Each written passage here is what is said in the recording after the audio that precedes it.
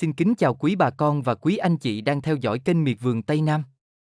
Sáng ngày 14 tháng 4 năm 2026, chúng tôi xin gửi đến bà con bản tin phân tích nhanh thị trường hồ tiêu trong nước và thế giới, giúp bà con nắm bắt kịp thời diễn biến giá trước khi đưa ra quyết định bán hàng hợp lý. Trong những ngày đầu tuần, thị trường hồ tiêu ghi nhận xu hướng phục hồi nhẹ tại thị trường nội địa. Sau giai đoạn điều chỉnh trước đó, giá tiêu đang dần ổn định trở lại với mức tăng tuy chưa mạnh nhưng khá đều giữa các khu vực. Điều này cho thấy tâm lý thị trường đã bớt áp lực bán ra so với các tuần trước. Dưới góc nhìn chuyên môn, đà tăng hiện tại mang tính chất phục hồi kỹ thuật nhiều hơn là bứt phá xu hướng. Tuy nhiên, việc giá duy trì sắc xanh liên tục trong 1 đến 2 ngày gần đây là tín hiệu tích cực, phản ánh lực cầu thu mua đang quay trở lại ở mức ổn định. Ở thị trường xuất khẩu, giá tiêu Việt Nam hiện vẫn duy trì trạng thái đi ngang trong phiên đầu tuần. Các doanh nghiệp chưa có điều chỉnh giá mới, cho thấy thị trường đang trong giai đoạn thăm dò và chờ thêm tín hiệu từ nhu cầu nhập khẩu quốc tế. Trong khi đó, thị trường thế giới ghi nhận biến động nhẹ tại Indonesia, còn lại các quốc gia sản xuất lớn như Brazil và Malaysia vẫn giữ mặt bằng giá ổn định ở vùng cao. Điều này tiếp tục đóng vai trò trụ đỡ quan trọng cho giá tiêu toàn cầu. Ở thị trường nội địa, giá tiêu tiếp tục duy trì xu hướng phục hồi nhẹ. Mặt bằng giá giữa các vùng trọng điểm nhìn chung ổn định, chưa xuất hiện biến động mạnh, cho thấy cung cầu đang dần cân bằng trở lại. Tổng thể, thị trường hồ tiêu hiện đang trong giai đoạn tích lũy sau điều chỉnh, với xu hướng phục hồi chậm nhưng ổn định. Lực mua có cải thiện nhưng chưa đủ mạnh để tạo ra đột phá ngắn hạn. Trong ngắn hạn, nếu không xuất hiện biến động lớn từ thị trường xuất khẩu, giá tiêu nhiều khả năng sẽ tiếp tục dao động trong biên độ hẹp và nghiêng về xu hướng ổn định hoặc tăng nhẹ. Đây là thời điểm bà con nên theo dõi sát diễn biến thị trường, tránh bán ồ ạt và cân nhắc thời điểm chốt giá phù hợp để tối ưu hiệu quả kinh tế.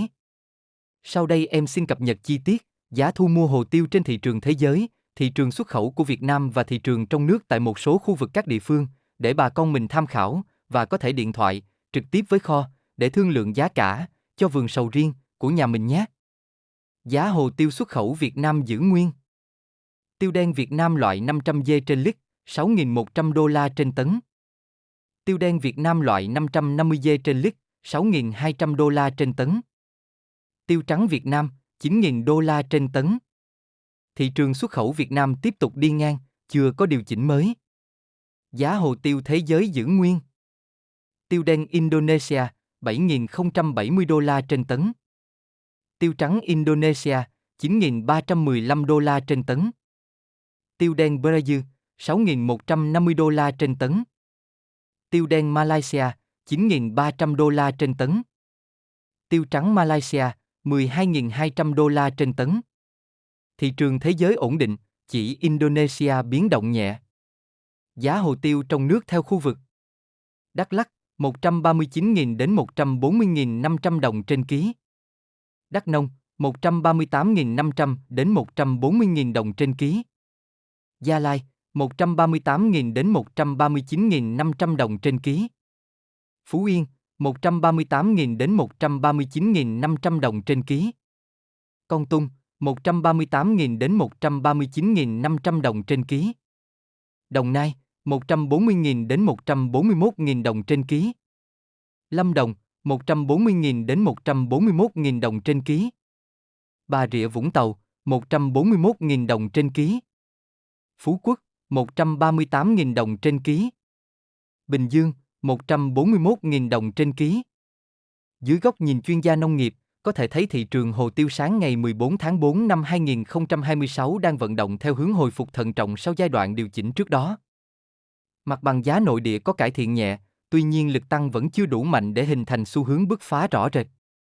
Ở thị trường trong nước, diễn biến tăng giá mang tính cục bộ và phân hóa giữa các khu vực, phản ánh sự quay trở lại của lực mua nhưng vẫn ở mức vừa phải. Điều này cho thấy tâm lý thị trường đã ổn định hơn, song chưa bước vào giai đoạn tăng trưởng mạnh về nhu cầu. Trên thị trường xuất khẩu, giá tiêu Việt Nam duy trì trạng thái đi ngang, đóng vai trò như một vùng nền ổn định cho thị trường nội địa. Khi giá quốc tế chưa có điều chỉnh đáng kể, doanh nghiệp thu mua vẫn chủ yếu hoạt động theo hướng thăm dò, hạn chế tạo ra biến động lớn về giá.